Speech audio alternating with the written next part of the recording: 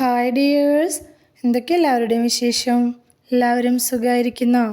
ഇന്ന് ഞാൻ ഷെയർ ചെയ്യുന്നത് നമ്മുടെ റേഷൻ കടയിൽ നിന്ന് കിട്ടുന്ന ചോറ് വയ്ക്കുന്ന വെള്ളരിയിലെ പുഴുക്കലരി, അത് വെച്ചിട്ട് നമുക്ക് അടിപൊളിയായിട്ട് നല്ല ക്രിസ്പി ആയിട്ടുള്ള ദോശ തയ്യാറാക്കിയെടുക്കാൻ പറ്റും. ബേക്കിംഗ് സോഡയോ ബേക്കിംഗ് പൗഡറോ അല്ലെങ്കിൽ ഈനോ ഈസ്റ്റ് ഇതൊന്നും ചേർക്കാതെ തന്നെ നമുക്ക് അടിപൊളിയായിട്ടുള്ള ദോശ ബാറ്റർ തയ്യാറാക്കിയെടുക്കാൻ പറ്റും. അപ്പോൾ കുറച്ച് കാര്യങ്ങൾ ശ്രദ്ധിച്ചാൽ മതി കേട്ടോ, അരി അരക്കുമ്പോഴും കുതിർക്കുമ്പോഴൊക്കെ. അപ്പോൾ ഇതെങ്ങനെ ഉണ്ടാക്കുന്നത് നോക്കാം. വീഡിയോയിലേക്ക് പോകുന്നതിന് മുമ്പ് വീഡിയോ എല്ലാവരും ഒന്ന് സ്കിപ്പ് ചെയ്യാതെ മുഴുവനായിട്ട് കാണാൻ ശ്രമിക്കണേ. കണ്ടുകൊണ്ടിരിക്കുന്ന സമയത്ത് ഇഷ്ടമാവുന്നുണ്ടെങ്കിൽ മറക്കാതെ ഒരു ലൈക്ക് ഒന്ന് സപ്പോർട്ട് ചെയ്യണം കേട്ടോ. അതുപോലെ തന്നെ സബ്സ്ക്രൈബ് ചെയ്യാതെ കാണുന്ന കൂട്ടുകാർ ഒന്ന് സബ്സ്ക്രൈബ് ചെയ്ത് സപ്പോർട്ടും കൂടെ ചെയ്യണേ. അപ്പോൾ നമുക്കിതെങ്ങനെ ഉണ്ടാക്കുന്നത് നോക്കിയാലോ. അതിനായിട്ട് ഞാൻ ബൗൾ എടുത്ത് വെച്ചിട്ടുണ്ട്. അതിലേക്ക് ഞാനിപ്പോൾ 1.5 കപ്പ് പുഴുക്കലരിയാണ് ഇട്ട് കൊടുക്കുന്നത്. അതാ റേഷൻ കടയിൽ നിന്ന് കിട്ടുന്ന പെട്ടെന്ന് വേവുന്ന ചോറ് വയ്ക്കുന്ന അരിയില്ല, അതാണ് എടുത്തിട്ടുള്ളത് കേട്ടോ. ഇനി അതിലേക്ക് കുറച്ച് കല്ലുപ്പ് ഇട്ട് കൊടുക്കുക. അതുപോലെ തന്നെ കുറച്ച് മാത്രം വെള്ളം ഒഴിച്ച് കൊടുത്തിട്ട് കൈ വെച്ച് നല്ലപോലെ തിരുമ്മി കഴുകണം. ഈ റേഷൻ അരി ആയതുകൊണ്ട് തന്നെ അതിനൊരു സ്മെല്ലും ഒട്ടലൊക്കെ ഉണ്ടായിരിക്കും. അതൊന്നും ഇല്ലാതിരിക്കാനും വേണ്ടിയിട്ട് നമ്മൾ ഈ ഒരു രീതിയിൽ നല്ലപോലെ കഴുകിയെടുക്കണം കേട്ടോ. എന്നിട്ട് കുറച്ചധികം വെള്ളം ഒഴിച്ചിട്ട് നല്ലപോലെ കഴുകിയെടുക്കുക. ഈ ഒരു വെള്ളം കളഞ്ഞ ശേഷം ഇതിലേക്ക് ചെറിയ ചൂടുള്ള വെള്ളം ഒഴിച്ചിട്ട് നന്നായിട്ട് തന്നെ ഒന്ന് കഴുകിയെടുക്കണം കേട്ടോ. 3-4 തവണ നല്ലപോലെ ഇത് കൈവച്ച് തിരുമ്മി നല്ലപോലെ കഴുകിയെടുക്കണം. ചെറിയ ചൂടുള്ള വെള്ളമൊക്കെ ഒഴിച്ച് കഴുകുന്നത് കൊണ്ട് തന്നെ ആ റേഷനരിയുടെ മണമൊക്കെ നമുക്ക് ഇല്ലാതെ പോയി കിട്ടും കേട്ടോ. നല്ല രീതിയിൽ നല്ല വൃത്തിയായിട്ട് തന്നെ കിട്ടും. കഴുകിയെടുത്ത ശേഷം അതിലെ വെള്ളമൊക്കെ നല്ലപോലെ വാർത്ത് കളഞ്ഞ ശേഷം ഇനി നമുക്കിതിലേക്ക് കുതിരാനായിട്ടുള്ള വെള്ളം ഒഴിച്ച് കൊടുക്കണം. അപ്പോൾ കുതിരാനായിട്ട് വെള്ളം ഒഴിച്ച് കൊടുക്കുന്നത് നല്ല ചൂടുള്ള വെള്ളമാണ്. വെള്ളം ചൂടാവാനായിട്ട് വെച്ച് കഴിഞ്ഞാൽ കുമിളകൾ ഇങ്ങനെ വരില്ലേ, ആ ഒരു പരിഭവമാകുമ്പോൾ ആ വെള്ളമാണ് നമ്മളിതിലേക്ക് അരിയിലേക്ക് ഒഴിച്ച് കൊടുക്കുന്നത്. അപ്പോൾ കുതിരാനായിട്ട് എത്രത്തോളം വെള്ളം വേണം അത്രയും വെള്ളം ഒഴിച്ച് കൊടുത്തിട്ട് ഇത് മൂടി വെച്ചിട്ട് നമുക്കൊരു 6-7 മണിക്കൂറോളം കുതിരാനായിട്ട് വെക്കാം കേട്ടോ.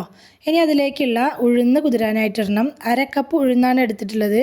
1/2 ടീസ്പൂൺ ഉലുവ കൂടി എടുത്തിട്ടുണ്ട്. ഇനി ഇത് നല്ലപോലെ ഒന്ന് കഴുകിയെടുക്കണം. വെള്ളം ക്ലിയർ ആവുന്നത് വരെ ഒന്ന് കഴുകിയെടുത്തിട്ട് നമ്മൾ നല്ല വെള്ളം ഉണ്ടല്ലോ കുടിക്കാൻ ഉപയോഗിക്കുന്ന വെള്ളം, അത് ഒഴിച്ചിട്ട് വേണം ഇത് കുതിരാനായിട്ട് വെക്കാൻ. ഈ വെള്ളം ഉപയോഗിച്ചിട്ടാണ് നമ്മൾ അരി അരയ്ക്കാനൊക്കെ ഉപയോഗിക്കുക കേട്ടോ. അപ്പോൾ ഈ വെള്ളം നല്ല വെള്ളം തന്നെ എടുക്കുക. ഇനി ഇത് നല്ലപോലെ ഒന്ന് മൂടി വെച്ചിട്ട് അതും കുതിരാനായിട്ട് വെക്കുക. ഒരു 6-7 മണിക്കൂറിന് ശേഷം ഞാനിപ്പോൾ എടുത്ത് നോക്കുന്ന സമയത്ത് നമ്മുടെ അരിയൊക്കെ ചൂടുവെള്ളം ഒഴിച്ച് കുതിർത്താൻ വെച്ചതുകൊണ്ട് തന്നെ നല്ലപോലെ കുതിർന്ന് കിട്ടിയിട്ടുണ്ട് കേട്ടോ. ഇനി ഇത് ഒന്നും കൂടി ഒന്ന് കഴുകിയെടുക്കുക കേട്ടോ. ജസ്റ്റ് ഒന്നും കൂടി 2 തവണ വെള്ളത്തിലൊന്ന് കഴുകിയെടുത്തിട്ട് സ്ട്രെയിനറിലേക്കൊന്ന് നല്ലപോലെ വെള്ളം പോകാനായിട്ട് ഒന്ന് മാറ്റി കൊടുക്കുക. അതപ്പോൾ സ്ട്രെയിനറിലേക്കൊന്ന് മാറ്റി കൊടുത്തിട്ടുണ്ട്. അതുപോലെ നമ്മുടെ ഉഴുന്നും നല്ലപോലെ കുതിർന്ന് കിട്ടിയിട്ടുണ്ട്. ഇതിലത്തെ വെള്ളം കളയണ്ട കേട്ടോ. ഈ ഒരു വെള്ളം നമുക്ക് അരയ്ക്കാനായിട്ട് ഉപയോഗിക്കാം. ഇനി നമുക്കിത് അരച്ചെടുക്കുക. അതിനായിട്ട് മിക്സിയുടെ വലിയ ജാറാണ് എടുത്തിട്ടുള്ളത്. ഞാനിപ്പോൾ എല്ലാം കൂടെ ഒരുമിച്ചിട്ടാണ് അരയ്ക്കുന്നത് കേട്ടോ. അപ്പോൾ വലിയ ജാറായതുകൊണ്ടാണ് ഞാനിത് മുഴുവനായിട്ട് ഇട്ടിട്ടുള്ളത്. ഇതുപോലെ ഒരുമിച്ചിട്ട് അരയ്ക്കാൻ പ്രയാസമുള്ളവർ 2 തവണയായിട്ട് അരച്ചെടുത്താൽ മതി കേട്ടോ. കുറച്ച് അരി ആദ്യം അരച്ചെടുക്കുക, പിന്നെ അരിയും ഉഴുന്നും കൂടെ 2-2 ട്രിപ്പ് അരച്ചെടുക്കുക. അങ്ങനെ ചെയ്താൽ മതി. ഞാനിപ്പോൾ ഒറ്റ ട്രിപ്പിലാണ് മുഴുവനായിട്ട് അരച്ചെടുക്കുന്നത്. ഇതിപ്പോൾ അരി മുഴുവനായിട്ട് ഇട്ട് കൊടുത്തിട്ടുണ്ട്. ഇനി കുതിരാനായിട്ട് വെച്ചിട്ടുണ്ടായിരുന്ന ഉഴുന്നും ഉലുവയില്ലേ, അതും കൂടെ ഇട്ട് കൊടുക്കുന്നുണ്ട് കേട്ടോ. ഇത് പുഴുക്കലരി ആയതുകൊണ്ട് തന്നെ ഇതിലേക്ക് അവിലോ അല്ലെങ്കിൽ ചോറോ ഒന്നും തന്നെ ചേർക്കരുത് കേട്ടോ. ഇതൊന്നും തന്നെ ചേർക്കാതെയാണ് നമ്മൾ ഈ അരി അരച്ചെടുക്കേണ്ടത്. ഉഴുന്ന് കുതിർത്ത വെള്ളം കൂടി ഒഴിച്ചു കൊടുത്തിട്ടുണ്ട്. പോരാത്തത് കുറച്ചും കൂടി വെള്ളം ഒഴിച്ചു കൊടുത്തിട്ടുണ്ട്. ഇനി അരയ്ക്കുന്ന സമയത്ത് നോക്കിയിട്ട് വേണമെങ്കിൽ ചേർത്ത് കൊടുത്താൽ മതി കേട്ടോ. ഇനി ഇതിലേക്ക് ഞാൻ ഇട്ട് കൊടുക്കുന്നത് ഐസ് ക്യൂബ്സ് ആണ്. ഒന്നല്ലാന്നുണ്ടെങ്കിൽ നിങ്ങൾ ഐസ് ക്യൂബ്സ് ചേർത്ത് കൊടുക്കണം. അതല്ലാന്നുണ്ടെങ്കിൽ ഈ ഉഴുന്ന് ഉലുവയും കുതിർത്താൻ വെച്ചത് ഫ്രിഡ്ജിൽ വെച്ചാൽ മതി കേട്ടോ. അപ്പോൾ നല്ല തണുപ്പുണ്ടായിരിക്കുമല്ലോ, അങ്ങനെ എടുത്താൽ മതി. അതല്ലാന്നുണ്ടെങ്കിൽ നല്ല തണുത്ത വെള്ളം ഒഴിച്ചിട്ടാണെങ്കിലും അരച്ചെടുക്കണം. ഇത് പുഴുക്കലരി ആയതുകൊണ്ട് തന്നെ പച്ചരി അരച്ചെടുക്കുന്നതിനേക്കാട്ടിലും കൂടുതൽ സമയം വേണം. അപ്പോൾ മിക്സിയുടെ ജാറ് ചൂടാവാതിരിക്കാനും വേണ്ടിയിട്ടാണ് കേട്ടോ. തണുത്ത വെള്ളമോ അല്ലെ ഐസ് ക്യൂബോ ചേർക്കണം എന്ന് പറയുന്നത് നിർബന്ധമായിട്ടും അങ്ങനെ ചെയ്യണം. ഇതപ്പോൾ ഞാൻ അരി നല്ലപോലെ അരച്ചെടുത്തുകൊണ്ട് വന്നിട്ടുണ്ട്. നല്ല വെണ്ണ പോലെ അരയ്ക്കണം. ദോശയ്ക്ക് ആയതുകൊണ്ട് തന്നെ ഒട്ടും തരികളില്ലാതെ വേണം അരച്ചെടുക്കാനായിട്ട്. മിക്സിയുടെ ജാറ് ചൂടാവാതിരിക്കാനും വേണ്ടിയിട്ട് ഇടയ്ക്ക് നിർത്തിയിട്ട് വേണം. അങ്ങനെ നിർത്തി വേണം കേട്ടോ അരച്ചെടുക്കാനായിട്ട്. ചെറിയ ഗ്യാപ്പ് എടുത്ത് അങ്ങനെ വേണം അരച്ചെടുക്കാനായിട്ട്. നമ്മൾ നല്ലപോലെ അരച്ചെടുത്തുകൊണ്ട് വന്നത് ഞാനിപ്പോൾ ഒരു പാത്രത്തിലേക്ക് ഒഴിച്ചു കൊടുക്കുകയാണ്. ഒരുപാട് ലൂസായിട്ട് അരച്ചെടുക്കരുത്. ഈ ഒരു കൺസിസ്റ്റൻസിയിൽ വേണം അരച്ചെടുക്കാനായിട്ട്. ചെറിയൊരു കട്ടിക്കുള്ള മാവായിട്ട് അരച്ചെടുക്കണം. ഒരുപാട് കട്ടിയല്ല, ചെറിയൊരു കട്ടിക്കുള്ളത്. എന്നിട്ട് ഞാൻ മിക്സിയുടെ ജാറ് കഴുകിയിട്ട് ഒരു 1/4 കപ്പ് വെള്ളം കൂടി ഇതിലേക്ക് ഒഴിച്ചു കൊടുത്തിട്ടുണ്ട്. ഇനി ഇത് പുഴുക്കലരി ആയതുകൊണ്ട് തന്നെ കൈവച്ച് മിക്സാക്കി എടുക്കേണ്ട ആവശ്യമില്ല. പുളിപ്പ് കൂടി പൂട്ട മാവിന്. അപ്പോൾ ഇതുപോലൊരു വിസ്ക് വെച്ചിട്ട് ഈ ഒരു സ്റ്റെപ്പ് സ്കിപ്പ് ചെയ്യാതെ തന്നെ ചെയ്യാം കേട്ടോ. ഇതുപോലൊരു വിസ്ക് വെച്ച് നല്ലപോലെ ഒരു 2 മിനിറ്റ് നേരം ഇതുപോലെ മാവ് നല്ലപോലെ ഒന്ന് അടിച്ചു കൊടുക്കുക. ഇങ്ങനെ ചെയ്ത് കഴിഞ്ഞിട്ടുണ്ടെങ്കിൽ നമ്മുടെ മാവ് നല്ല എയർ ബബിൾസൊക്കെ വന്നിട്ട് നല്ല സെറ്റായിട്ട് കിട്ടും കേട്ടോ. അപ്പോൾ ഈ ഒരു സ്റ്റെപ്പ് സ്കിപ്പ് ചെയ്യാതെ തന്നെ ചെയ്യണേ. നല്ല രീതിക്ക് ഒരു വിസ്ക് വെച്ചൊന്ന് അടിച്ചു കൊടുക്കുക. ഞാൻ പറഞ്ഞല്ലോ പുഴുക്കലരി ആയതുകൊണ്ട് അരി അരയ്ക്കുന്ന സമയത്ത് അവിലും ചോറൊന്നും ചേർക്കരുതെന്ന് പറഞ്ഞല്ലോ, അതുപോലെ ചേർത്ത് കൊടുക്കരുത് കേട്ടോ, പുളി കൂടിപ്പോവും മാവിന്. ഇനി നമുക്കിത് മൂടി വെച്ചിട്ട് ഫെർമെൻറ്റ് ചെയ്യാനായിട്ട് മാറ്റി വയ്ക്കാം.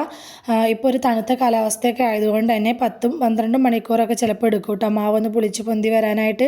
വിറകടുപ്പ് കത്തിക്കുന്നവരാണെങ്കിൽ ആ അടുപ്പിൻ്റെ അവിടെ എപ്പോഴും ഒരു ചെറിയ ചൂടുണ്ടായിരിക്കും, അവിടെ കൊണ്ടുപോയി വെച്ചാൽ മതി കേട്ടോ. അപ്പോൾ ഞാൻ അങ്ങനെയാണ് വെച്ചിട്ടുണ്ടായിരുന്നത്. ഞാൻ തലേ ദിവസം വൈകുന്നേരം അരച്ച് വെച്ച മാവാണ് പിറ്റേ ദിവസം രാവിലെ എടുത്ത് നോക്കുന്ന സമയത്ത് കണ്ടത് നമ്മുടെ മാവൊക്കെ അത്യാവശ്യം പുളിച്ച് പൊന്തി വന്നിട്ടുണ്ട്. ഒരു തരി പോലും ബേക്കിംഗ് സോഡയോ ഈനോ ഈസ്റ്റോ ഒന്നും തന്നെ നമ്മളിതിലേക്ക് ചേർത്ത് കൊടുത്തിട്ടില്ല. എന്നാൽ പോലും നമ്മുടെ മാവ് നല്ലപോലെ പുളിച്ച് പൊന്തി വന്നിട്ടുണ്ട്. അതുപോലെ തന്നെ നിറയെ ബബിൾസൊക്കെ ആയിട്ട് നല്ല മാവ് നല്ല സെറ്റായിട്ട് തന്നെ കിട്ടിയിട്ടുണ്ട് കേട്ടോ. അപ്പം ഇതൊരു പെർഫെക്റ്റ് റെസിപ്പിയാണ്. ഈ രീതിയിൽ തയ്യാറാക്കിയിട്ടില്ല എന്നുള്ളവർക്ക് തീർച്ചയായിട്ടും വിശ്വസിച്ച് ചെയ്തെടുക്കാൻ പറ്റിയിട്ടുള്ള നല്ലൊരു റെസിപ്പിയാണ് കേട്ടോ. അപ്പോൾ ഇതിലേക്ക് ആവശ്യമായിട്ടുള്ള ഉപ്പ് ഈ ഒരു സമയത്ത് ചേർത്ത് കൊടുത്താൽ മതി. എന്നിട്ട് നന്നായിട്ടൊന്ന് മിക്സാക്കി കഴിഞ്ഞിട്ടുണ്ടെങ്കിൽ നമുക്കിനി ദോശ ചുട്ടെടുക്കാം. ദോശച്ചട്ടി അത്യാവശ്യം നല്ലപോലെ ചൂടാക്കി എടുക്കുക. ചൂടായി വന്നു കഴിഞ്ഞാൽ ഇതുപോലെ നമുക്ക് എത്രത്തോളം വലുപ്പത്തിലുള്ള ദോശ വേണോ ആ രീതിയിൽ നമുക്ക് ചുട്ടെടുക്കാം കേട്ടോ. അപ്പോൾ ഞാൻ കട്ടിയിലുള്ള ദോശയായിട്ട് ചുട്ടിട്ടില്ല. ഞാൻ എല്ലാ ദോശയും ഇതുപോലെ കനം കുറഞ്ഞ ദോശയായിട്ടാണ് ചുട്ടെടുത്തിട്ടുള്ളത് കേട്ടോ. നിങ്ങൾക്ക് ഏത് രീതിയിൽ വേണമെങ്കിലും ചുട്ടെടുക്കാം. ഇപ്പോൾ അത് ഒരുപാട് വട്ടമില്ലാതെ കനത്തിലുള്ള ദോശ ഇഷ്ടമുള്ളവർക്ക് അങ്ങനെ ചുട്ടെടുക്കുക. ഇതുപോലെ നൈസായിട്ടുള്ള ദോശ വേണമെങ്കിൽ അങ്ങനെയും ചുട്ടെടുക്കാം കേട്ടോ.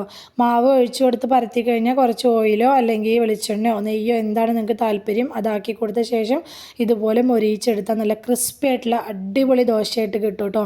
കുട്ടികൾക്കൊക്കെ ഇതുപോലെ ഉരുളക്കിഴങ്ങിൻ്റെ മസാല ഉണ്ടാക്കി കഴിഞ്ഞാൽ മസാല ദോശയായിട്ടും ഉണ്ടാക്കി കൊടുക്കുക.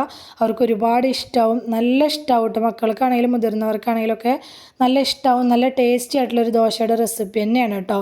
അപ്പോൾ പുഴുക്കലരി വെച്ചിട്ട് ഈ ഒരു രീതിയിൽ തയ്യാറാക്കി നോക്കാത്തവരുണ്ടെങ്കിൽ തീർച്ചയായിട്ടും ഒന്ന് ഉണ്ടാക്കി നോക്കണേ. അരി കഴുകുമ്പോഴും അതുപോലെ അരയ്ക്കുമ്പോഴൊക്കെ പറഞ്ഞിട്ടുള്ള കാര്യങ്ങളെല്ലാം ശ്രദ്ധിച്ച് ചെയ്യുകയെന്നുണ്ടെങ്കിൽ ഒരുപാട് അങ്ങ് പുളിച്ചു പോകുകയൊന്നും ചെയ്യാത്ത നല്ല പെർഫെക്റ്റ് ആയിട്ടുള്ള മാവ് നമുക്ക് റെഡിയാക്കി എടുക്കാനായിട്ട് പറ്റുമേ. ഈ ഒരു അരി വെച്ചിട്ട് ഉണ്ടാക്കുന്ന ചോറ് എല്ലാവർക്കും ഇഷ്ടമായിക്കൊള്ളണമെന്നില്ല. അപ്പോൾ റേഷൻ കടയിൽ നിന്ന് കിട്ടിയ അരിയൊക്കെ ഇരിക്കുന്നുണ്ടെങ്കിൽ ഈ രീതിയിൽ പലഹാരങ്ങൾ ഉണ്ടാക്കിയിട്ടുണ്ടെങ്കിൽ എല്ലാവർക്കും കഴിക്കാൻ പറ്റും കേട്ടോ. ഇഷ്ടത്തോടെ കഴിക്കാൻ പറ്റും. ഇതിൻ്റെ കൂടെ ചട്നിയോ ചമ്മന്തിയോ സാമ്പാർ എന്താണെങ്കിലും അടിപൊളി കോംബോ ആണ് കേട്ടോ. നമ്മൾ പച്ചരി ഉഴുന്ന് അരച്ച് ദോശ ഉണ്ടാക്കുന്നതിൻ്റെ അതേ ടേസ്റ്റിൽ തന്നെ നമുക്ക് ഈ ഇങ്ങനെ റേഷൻ പുഴുക്കലരി വെച്ചിട്ട് അടിപൊളിയായിട്ടുള്ള ദോശ ഉണ്ടാക്കിയെടുക്കാൻ പറ്റും കേട്ടോ. നിങ്ങൾക്ക് കാണുമ്പോൾ തന്നെ മനസ്സിലാവുന്നുണ്ടാവും നല്ല നൈസായിട്ടുള്ള നല്ല ക്രിസ്പി ആയിട്ടുള്ള ദോശയാണ് കിട്ടിയിട്ടുള്ളത്. തീർച്ചയായിട്ടും ട്രൈ ചെയ്ത് നോക്കണം കേട്ടോ. ട്രൈ ചെയ്ത് നോക്കിയിട്ട് നിങ്ങളുടെ ഫീഡ്ബാക്കൊക്കെ അറിയിക്കണേ. അപ്പോൾ ഇന്നത്തെ നമ്മുടെ പുഴുക്കലരി വെച്ച് ചെയ്തെടുത്തിട്ടുള്ള ദോശയുടെ റെസിപ്പി എല്ലാവർക്കും ഇഷ്ടമായി എന്ന് വിചാരിക്കുകയാണ്. ഇഷ്ടമായിട്ടുണ്ടെങ്കിൽ സബ്സ്ക്രൈബ് ചെയ്യാതെ കാണുന്ന കൂട്ടുകാരൊന്ന് സബ്സ്ക്രൈബ് ചെയ്ത് സപ്പോർട്ട് ചെയ്യണേ. അതുപോലെ തന്നെ ലൈക്ക് ചെയ്യാനും ഹൈപ്പ് ചെയ്യാനൊന്നും മറന്നു പോവല്ലേ കേട്ടോ. റെസിപ്പി ഇഷ്ടമായിട്ടുണ്ടെങ്കിൽ അത് നിങ്ങൾക്ക് ഉപകാരപ്പെട്ടു എന്ന് തോന്നുന്നുണ്ടെങ്കിൽ നിങ്ങളുടെ ഫ്രണ്ട്സിനും ഫാമിലിക്കും ഒക്കെ ഒന്ന് ഷെയർ ചെയ്ത് കൊടുക്കുക കൂടി വേണേ. ഇതുവരെ കൂടെ നിന്ന് സപ്പോർട്ട് ചെയ്തിട്ടുള്ള എൻ്റെ എല്ലാ മുത്തുമണികൾക്കും ഒരുപാട് നന്ദി. എന്നാൽ ശരി, സിമ്പിൾ ആൻഡ് ടേസ്റ്റി റെസിപ്പിയുമായി ഞാൻ വീണ്ടും വരാം. ബൈ.